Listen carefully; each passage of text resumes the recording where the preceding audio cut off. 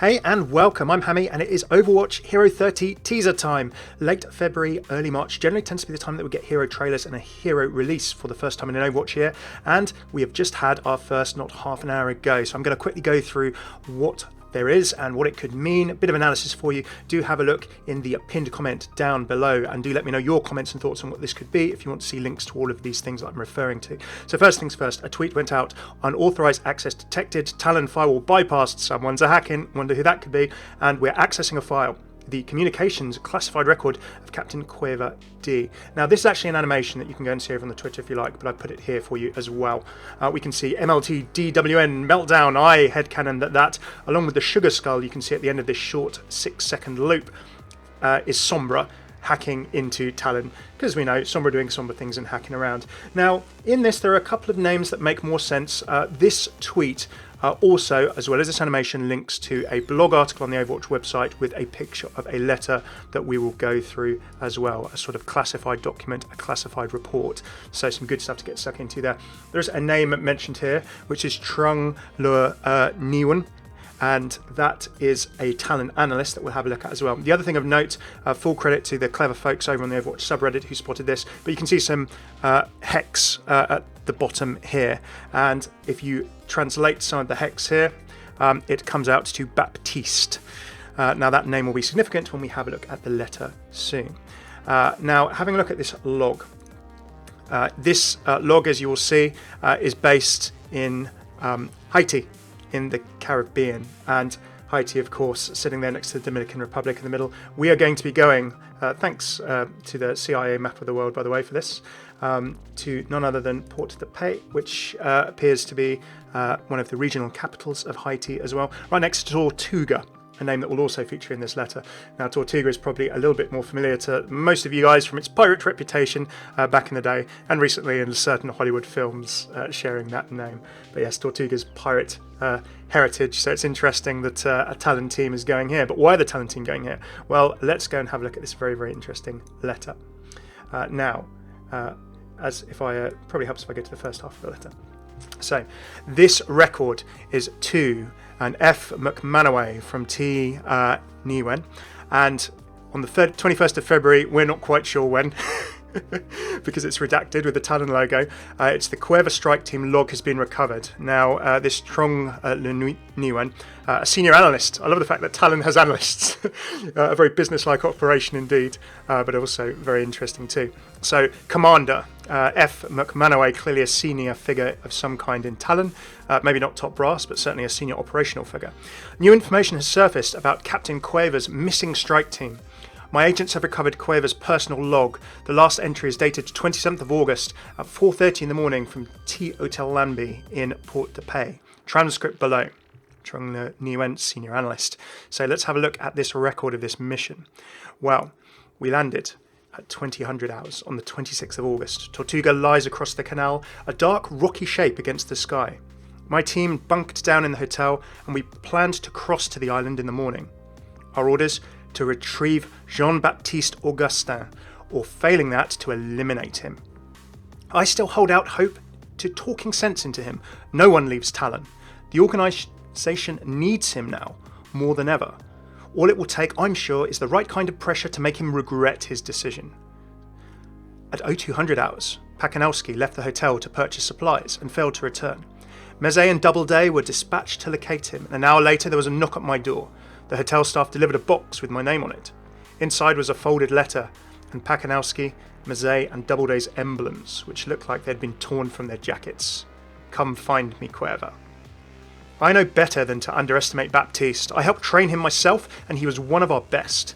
I've never known a medic to be such a good shot, and his adaptability to new situations is a rare talent. All of us have seen our fair share of conflict, but Baptiste was built to survive. I swear he has the devil's own luck. I'm preparing the rest of the team to move out. Baptiste could be gone by dawn. I don't know if Pakanowski, Meze and Doubleday are still alive. All three of them were part of Baptiste's unit before his desertion, and given their personal inclinations, the odds aren't in their favour. If all goes well, everything will be settled and we'll be on our way home by tonight. Hopefully Baptiste will be among us, playing cards and drinking rum, instead of lying in a shallow island grave. But, either way, I will not fail.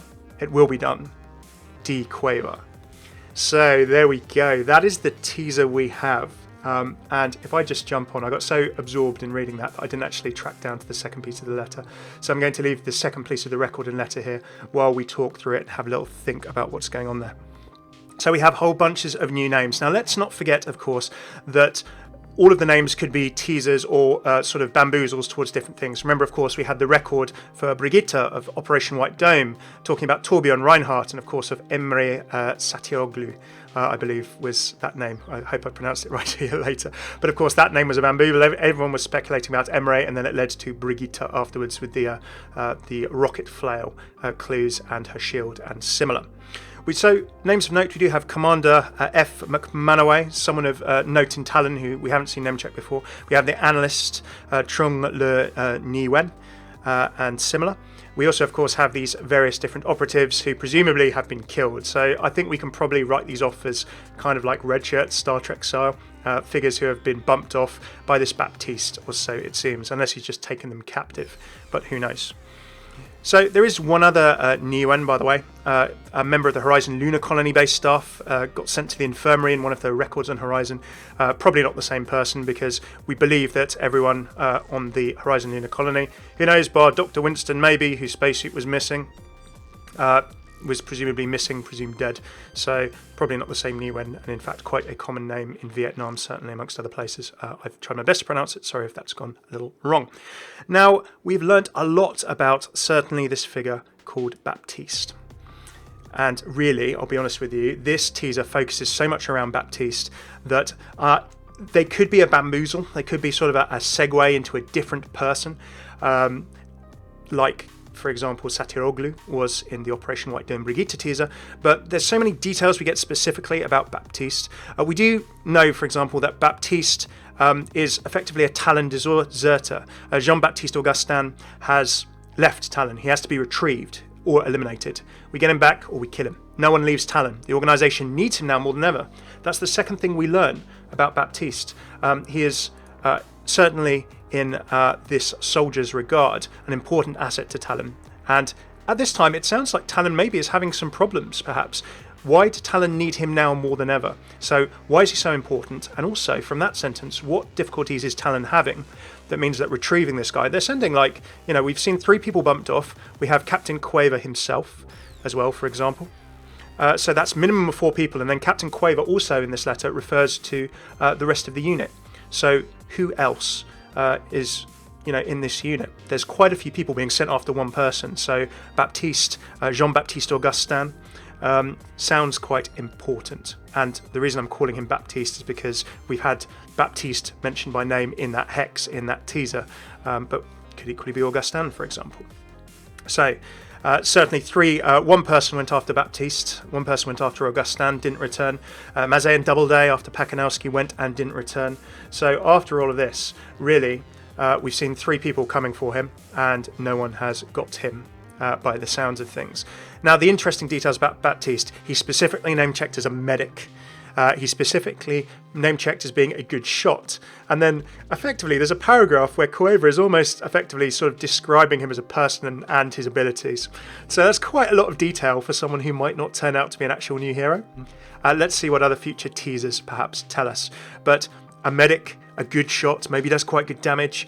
Adaptability to new situations. Now, what could that be? That's a very interesting thing. You know, what other abilities could this Talon medic, Talon support have? And let's not forget, we've had a tank relatively recently in Wrecking Ball. We have, of course, had a damage character in Ash as well. So everyone was fancying a Talon tank. We could still have a Talon tank, but I believe that we are getting a Talon medic here. We're getting a Talon support, but perhaps a Talon support being called out as being a good shot. Well, Ana Amara is a good shot. She can lay out some damage, but not loads. Could it be that this is a more damage-orientated support, perhaps? Let's see. But interesting other things here. The adaptability to new situations. That sounds as though maybe if Baptiste, if Augustin is a hero, it could be talking about abilities. How could a new hero be adaptable to new situations and have abilities outside of healing? Now, Baptiste was built to survive. That's a very interesting phrase. Could they perhaps be some kind of maybe augmented person, if they were built to survive? He was helped to be trained. Do we actually know, for example, that Baptiste is human? Are we being sort of speculative in saying that Baptiste is human? referred to as a he, certainly one of our best, but we don't know anything else about it. It could be that, for example, Baptiste is Omnic, or maybe sort of part augmented, part cyborg, some perhaps mixture of the two. There are interesting possibilities for Baptiste. It could be an Omnic referred to as he, maybe not a human, but we don't know. This is a very sort of a personal connection that this person has, but that doesn't mean that it can be an Omnic or similarly. Captain D Cuerva sort of notes here. His adaptability to new situations is a rare talent rather than programming. Who knows how that's being referred to? But Baptiste being built to survive is where I thought, well, if they're not an Omnic, if they are human, maybe they're augmented, maybe they have some kind of sort of abilities, maybe they have some kind of mixture of, McCree style sort of part cyborg, part augmented arms or similar. But the devil's own luck is also an interesting phrase as well. He's lucky. He's built to survive, but he's also lucky as well. So very adaptable, and a medic and a good shot. All of these things together just feel to me like a big combination of abilities. Now, Baptiste could be gone by dawn. This team goes and hits them, and basically an interesting phrase from Cuerva here at the bottom. Given their personal inclinations, does he mean they like to drink? They were all part of Baptiste's unit. Does it mean that they were all friends perhaps? Their personal inclinations, they were friends with Baptiste. Does he think perhaps that means that they're unlikely to survive because Baptiste will get the drop on them or something? But Cuerva, apparently this strike team, let's not forget, was a missing strike team. So, as Nguyen says at the beginning, the strike team has gone missing. If the strike team has gone missing, then, well, it seems like no one made it back, or if no one, if we don't know whether they're alive or not, or whether they perhaps got captured or whatever, but it certainly seems as though no one returned to Talon to tell the tale. So if these people weren't killed, then what happened to them? And what has happened to Jean-Baptiste Augustin? So there we go. That's me talking through everything to do with this letter. Now, who knows? We might get another couple of teasers next week. We could be looking at a new hero release on the PTR, maybe next week, maybe the week after. Generally, teasers tend to drop quite quickly in succession, and then we see a hero PTR. So what do you think of all this? Are we seeing a Talon support, a Talon support who's a good shot? What could adaptability to new situations be? How perhaps is he built to survive? What could the devil's own luck be in terms of an ability? I think this is a Talon support coming to us. Otherwise, it's a big bamboozle around Baptiste, and this could just, like Operation White Dome, like the Brigitte teaser, like Emre Satioglu, just segue us into something completely different. But certainly Talon is very heavily involved here, and this Baptiste Augustin is a Talon deserter, or was a Talon deserter. Maybe they then are in turn something to do with something else. I'd love to hear what your thoughts are in the comments. Do let me know what you think about this teaser. How are you finding Overwatch right now? Are you enjoying the Paris map, for example, too? Do let me know your thoughts. I'd love to hear them all. If you like this video, please do throw a like, subscribe, comment below with what you think. I know it's been a while. I've been a bit quiet for the last month or so. Lots of videos to come for you. I'm working on some cool stuff. Might be streaming soon too as well, so do keep an eye out for that on Twitter as well.